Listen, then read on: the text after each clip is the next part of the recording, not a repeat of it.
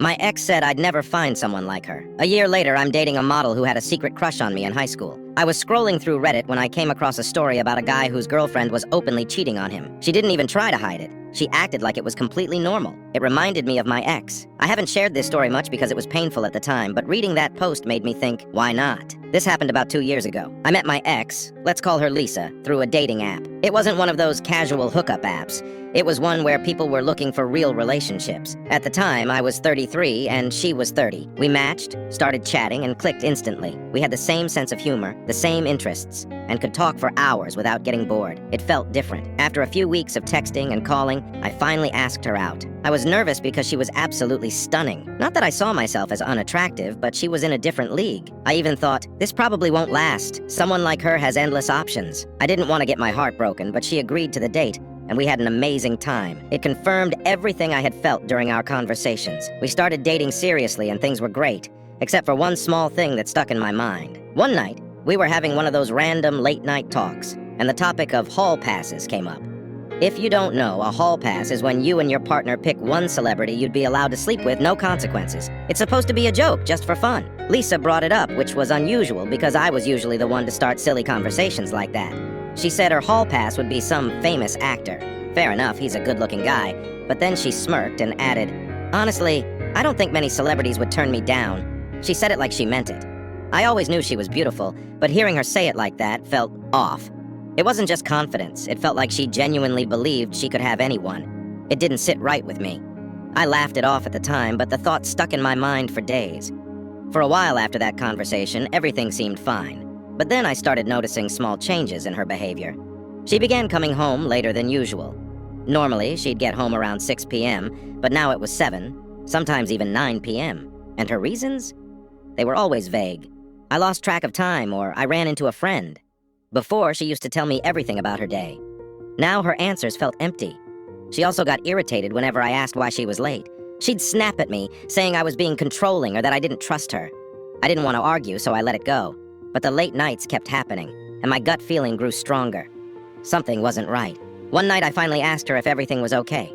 She brushed it off, saying she was just stressed from work. I wanted to believe her, but the excuses continued. After another week of weird behavior, I confronted her again. This time she apologized, saying she had been overwhelmed and didn't mean to push me away. I wanted to trust her, but something still felt wrong. The lies became obvious. After that talk, she started acting more open. She gave me more details about why she was late. But something felt off. Her stories lacked details, she avoided eye contact, and her explanations just didn't add up. One night, she told me she had drinks with an old coworker, but I knew she was lying. I can't explain how, but I just knew. That's when it hit me. She was cheating. I didn't want to jump to conclusions without proof. But this wasn't just a misunderstanding. I needed to know the truth. The plan I thought about checking her phone, but she was always on it. And even if I got access, she probably deleted any evidence. Plus, I didn't just want to see a suspicious text. I wanted undeniable proof. So, I made a decision. I hired a private investigator. It felt extreme, but I needed someone who knew what they were doing. I found a well-reviewed investigator online and set up a meeting. When I walked into his office, I felt like I was admitting defeat. I told him everything. Her behavior changes, the weird excuses, my suspicions. He listened without judging. Then he said something that hit me. I've seen this 100 times before. He suggested surveillance for 2 weeks, but that was expensive. We settled on 10 days. I gave him all her info, her number, email, work address. Before I left, he told me, "Don't contact me unless it's urgent. Let me do my job." It was going to be the longest 10 days of my life. The longest 10 days waiting was torture. I barely ate, barely slept. Every time she came home late, I knew the investigator was following her, gathering evidence.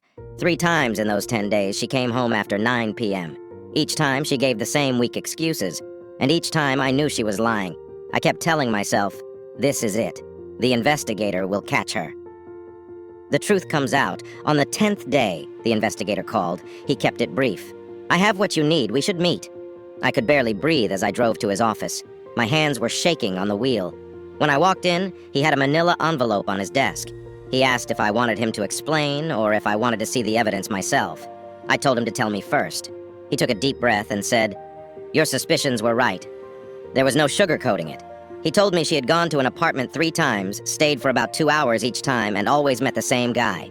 He even had his name. My first instinct? I wanted to find this guy. But then I realized he wasn't the problem. Lisa was. She was the one who betrayed me. The investigator slid the envelope toward me. I opened it. There they were, photos. Her and this guy. Holding hands, hugging, kissing, undeniable proof. And in that moment, everything changed.